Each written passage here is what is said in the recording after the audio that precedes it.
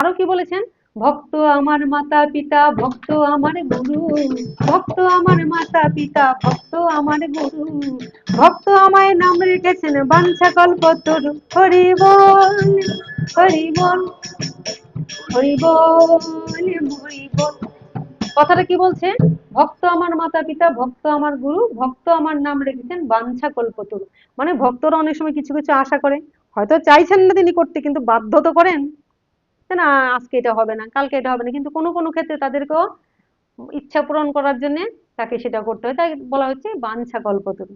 হুম, কিছু কিছু ক্ষেত্রে সেটাও ধরা হয়। আবার ভক্ত আমার মাতা পিতা, ভক্ত আমার গিয়া, ভক্ত আমার মাতা পিতা, ভক্ত আমার গিয়া, ভক্ত আমায় বাঁধতে পারে ভক্তি বাঁধন দিয়া। হরি বল, হরি বল, হরি বল, হরি বল, হরি বলে, হরি বলে, হরি বলে, হরি বল, হরি বলে, হরি, হরি বল, হরি বল, হরি বল, হরি বল। তাহলে ভগবান কোথায় আছেন?